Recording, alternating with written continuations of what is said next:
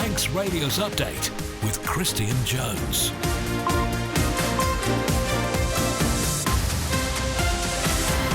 £5 Wednesday, the 1st of April. Happy April Fool's Day. Thanks to Alex Brindley for the last couple of hours. I'm Christian Jones and welcome along to Update. 30 minutes of all the latest news, sport and travel compiled from the resources of Manx Radio's newsroom. On the way tonight, the Chief Minister says there's no guarantee government will step in amid the ongoing fuel crisis. Introducing a tourist tax is the wrong move at the wrong time, according to a hotelier. And a bumper turnout is expected at this weekend's Easter Festival of Running. All those stories and more, as always, drop me a message if you want to say hello. Text WhatsApp to 166 177, email studio@manxradio.com.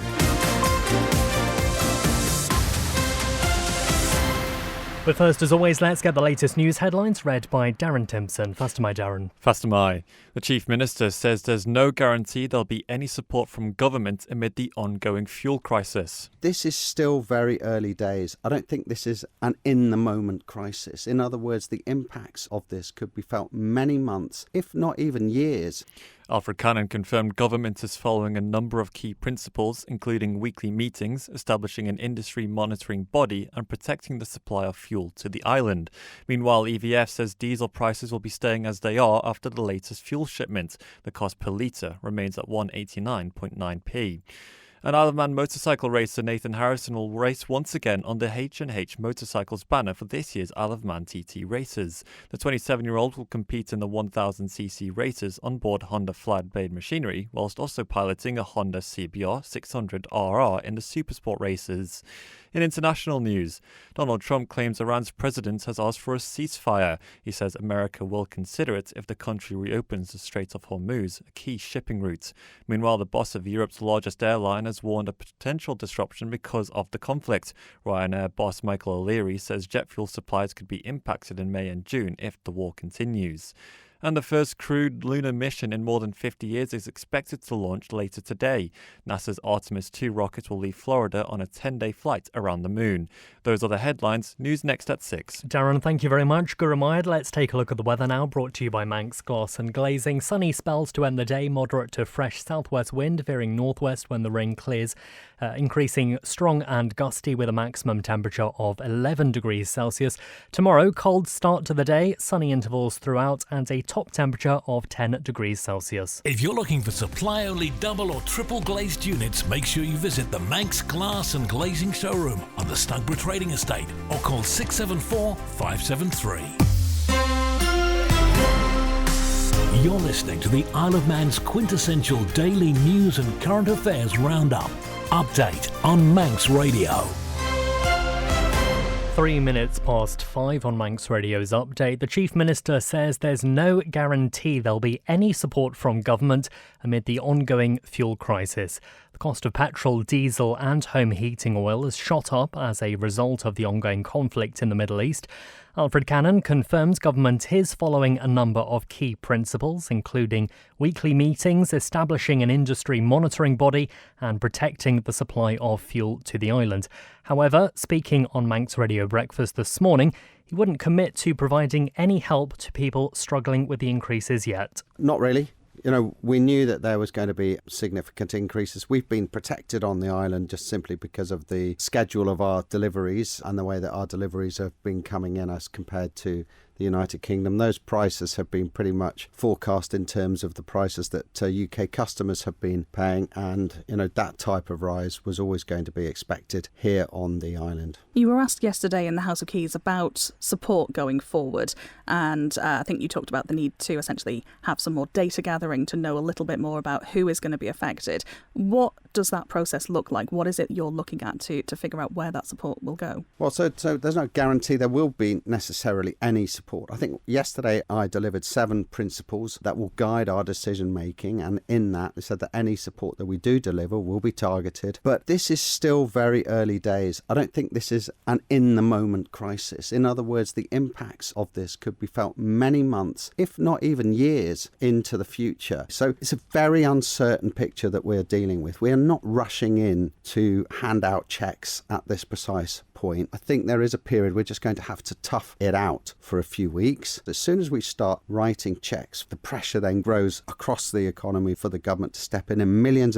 of pounds can be paid out, and we just won't be in a proper position if there are significant impacts next autumn and next winter. And we must remember, ultimately, it's not the government's money, this is taxpayers' money. And people will rightly ask, if we give support to one element of society, why they should also not get support. And it's a difficult and complex picture. On the plus side, electricity prices are very well protected. Gas customers are protected. We will continue to monitor the situation, and we have taken action, for example, with the rise in personal allowances. So there are things that we have done that will soften and cushion some of the impacts of this. And, there is still a long way to go in terms of assessing and understanding what ultimately is going to be felt. Chief Minister Alfred Cannon speaking on Manx Radio Breakfast this morning.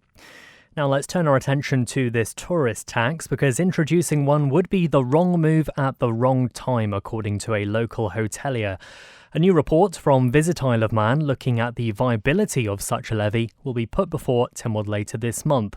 Now, several European destinations have introduced similar taxes, albeit varied, ranging from €2 to €15 per room or person per night. Lucy George is the general manager of the Welbeck Hotel in Douglas. Obviously, we all want the Isle of Man to succeed as a visitor destination, and I absolutely support investment into the tourism. But right now, many hospitality businesses are already under real pressure. The costs are high and demand isn't as strong as people think.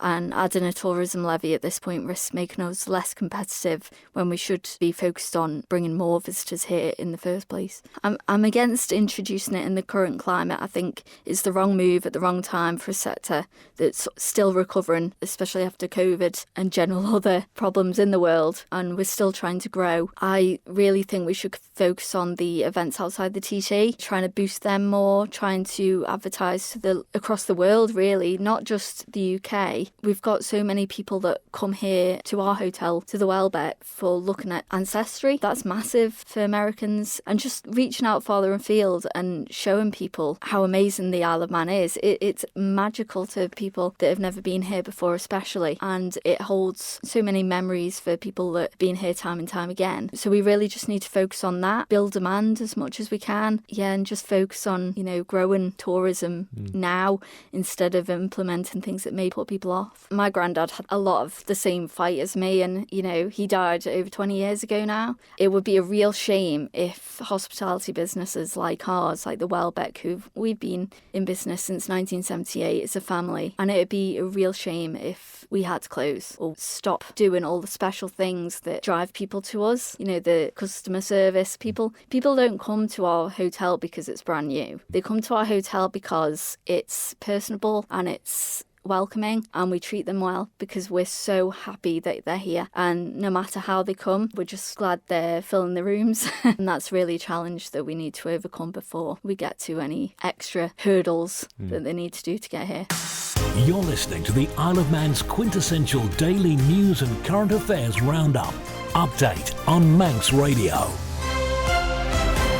Now, the Villa Marina Hall was packed out today with hundreds of graduates and young adults. Locate Isle of Man's annual employment fair has been taking place with over 50 employers on hand to explain what opportunities are available here on the island. Lewis Foster went along, hopefully not to look for a new job, but to speak to some of the students browsing the stalls, and also the Enterprise Minister, Tim Johnston, was there. We'll start with the sixth form students from Ballacameen High School. I've applied to university, obviously, but keeping my options open. I'm having a look at finance firms, engineering firms, and trying to get a big understanding of what's best for me in the future. Thinking about what you could do after uni, possibly? Yeah, definitely. Yeah, obviously options to go straight in from sixth form or to join after uni. Just working out what's best for me. Yeah. What about yourself? Yeah, so I'm just looking for possible options as well, because I don't really know what I want to go into. Do I really want to go to uni? Is it worth it? That kind of stuff. I'm also looking after uni and maybe some internships. What sort of fields would you be interested in? Finance and accounting. The big question is, long term, stay on island or move away? Well, that's a tricky one. I suppose it depends what the opportunities are. And if I go to uni and I find, if I go to uni and do a sort of sandwich course with a year in the industry and I find good opportunities, it's obviously a big option to go away and work. But there's a lot of great firms on the Isle of Man to work at, so we'll see what the future holds, I guess.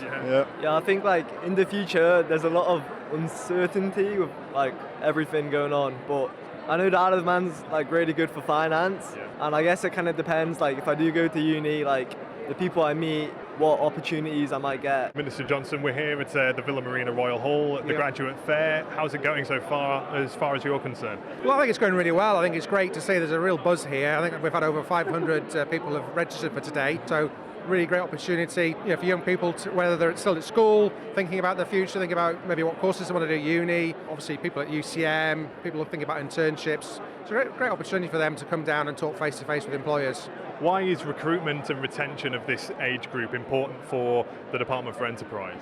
Well, look, the island, for its size, we've got a really diverse economy, more than people realise actually, so there's lots of really exciting opportunities here. Clearly we're wanting our young people to either stay on the island or at some point come back here, and we need to show what the exciting opportunities there are for them. Let's face it, we recognise the challenges we have of an ageing population. We want to make sure we've got our next generation of young people wanting to work on the island and contributing to its future. I've seen you've been speaking to some graduates today. What's the feedback been like? What have you picked up from them? Yeah, I think they found it really exciting. I think, as I say, one of the things that someone said to me was it's the first time they had a real opportunity to talk to a real employer actually and have those conversations and really start to think and understand actually what's out there. So, some people today will walk away if they've got a seed sown in their mind for their future. Then that's a really successful outcome for me. Some already know what they want to do, and they're here anyway to see, and others haven't a clue what they want to do, and that's fine too. But given the opportunity for them to come down and see what opportunities there are, I think that's what it's all about. That's the Enterprise Minister, Tim Johnston, speaking to Lewis there. And in Manx Radio Breakfast tomorrow morning, we will be bringing you more interviews from today's graduate fair. Now, a new consultation is inviting residents, property owners and stakeholders to share their views on how voluntary land registration can be encouraged and made more accessible. The Land Registry is reviewing how residents can be further incentivised to do so in an attempt to increase the uptake of registration. The consultation follows a Tynwald-approved recommendation from a Tynwald committee report on adverse possession and land registration.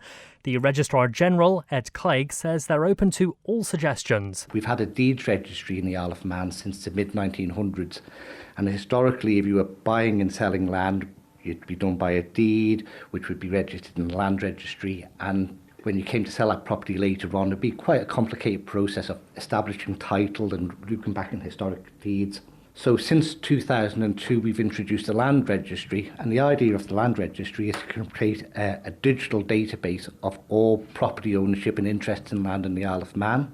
And since 2002, if you've bought property in the Isle of Man or you've entered into a lease of more than 21 years, or a lease with more than 21 years to run, you've had to compulsorily register that land in the land registry.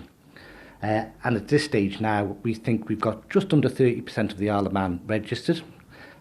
When that comes to property that people buy and sell on a regular basis, commercial properties and residential properties, we think we've got at least 50% of those properties registered, but there's still some large tracts of land unregistered. To envision it for listeners, the likes of, up near Snaefell and stuff, that's not registered. Yeah, there's large parts of government land, agricultural land, and just people who've lived in their properties for 40 years whose land isn't registered.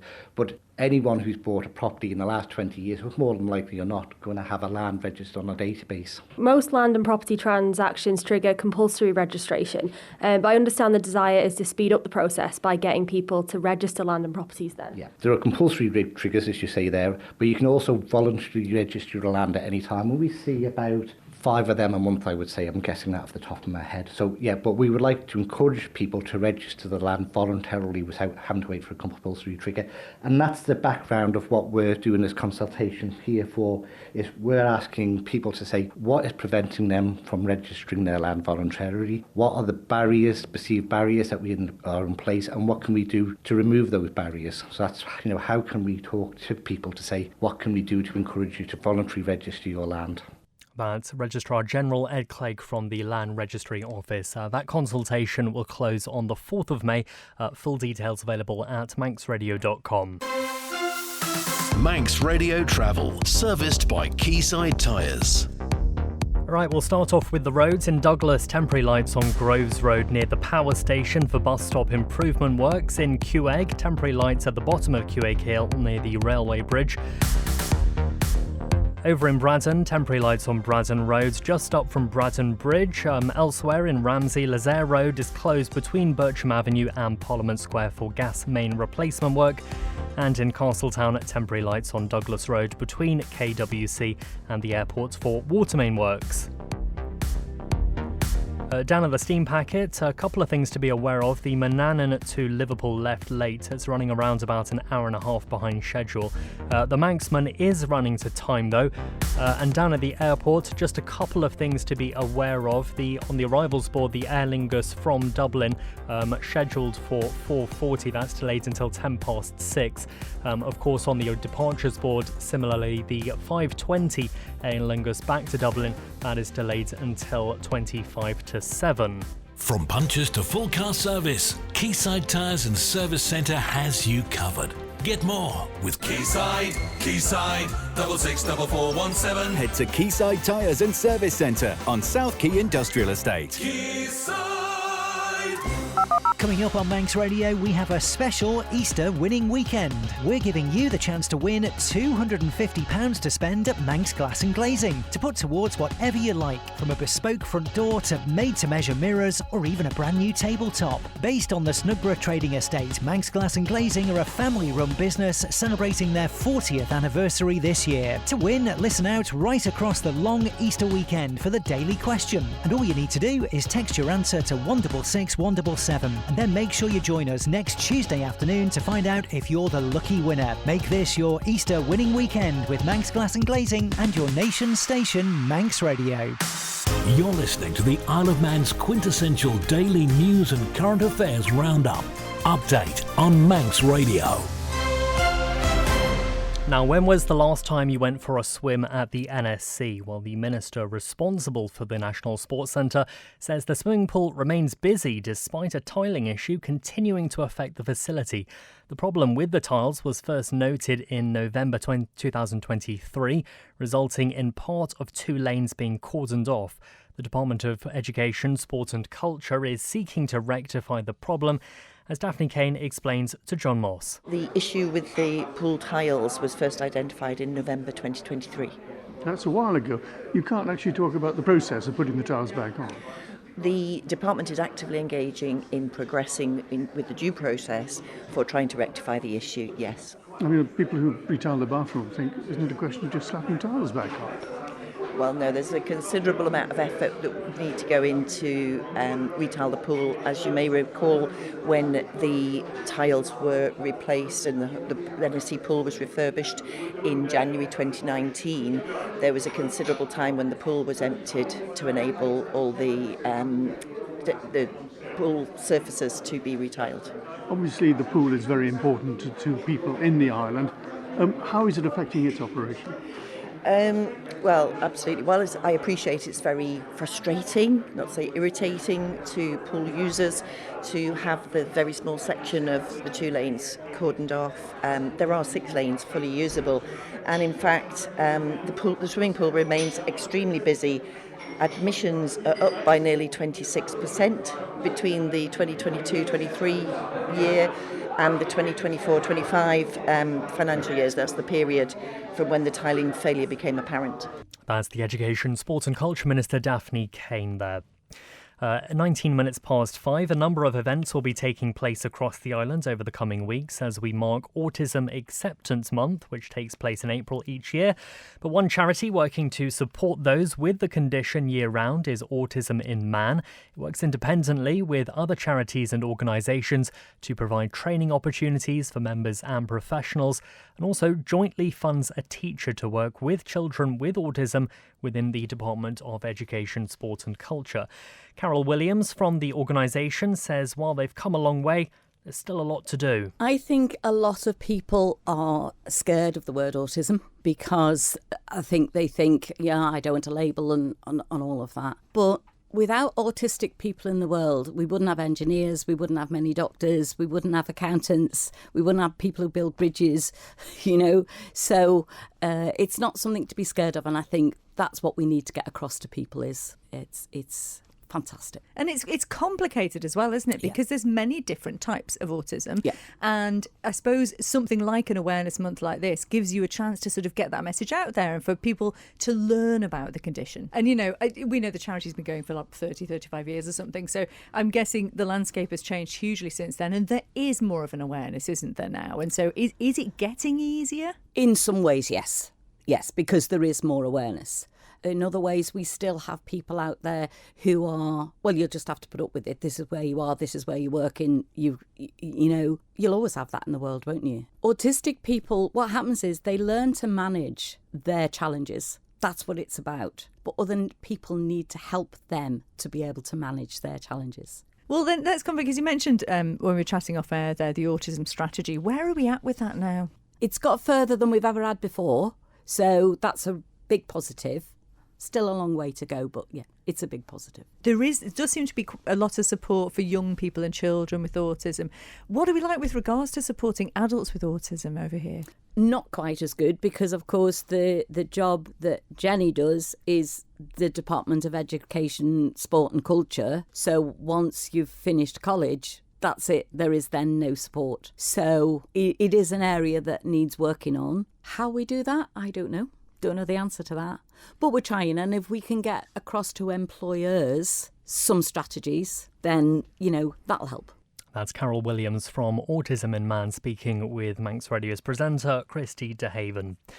Now, with a bumper turnout expected at this weekend's Easter Festival of Running on the island, it's not just the amount of interest to take part, but how accessible the event is for people of different ages. That's according to Isle of Man athletics correspondent Dave Griffiths, who also believes the series has been a good stepping stone for some in their competitive careers. I mean, as well as the quantity of the entry, the quality is absolutely fantastic this year, as it usually is, to be fair, but I think it's especially good this year. I think it's quite difficult, actually. I've been through the entry list, which obviously with the numbers was quite an extensive job this year, which was enjoyable to do. And I've picked out some of the leading athletes, but I think we have to say that in the Easter Festival, you'll get battles all through the field. You know, so maybe in the 10k race, you know, you get somebody finishing in the middle of the field, and they'll be looking at the results, and they'll be trying to beat, you know, the guy or the girl who was ahead of them in the previous race. You know, so there'll be battles all the way down the field. More generally as well, I think one thing that's been noticed is there is a good split between male and female competitors this year, but also the diversity of age ranges as well. Under 16, and I believe the actual participants go right through into the 70s as well. So the competitive side is there for all ages, but it shows that it's accessible to much more people as well. Yeah, very much so. I mean, the Easter Festival, although we've mainly talked about the athletes who are going to be at the front of the field,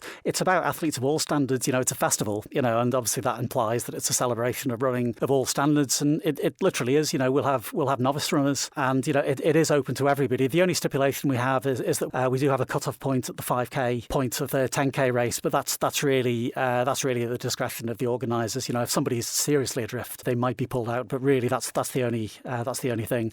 It's open to athletes of all standards, and we've had a lot of runners, both locals and visiting athletes, who have basically started their career in the Easter Festival and have gone on to great things. They might not have been outstanding the first time they ran in the festival, but over the years to follow, they've used that experience, and it's helped them to become better athletes.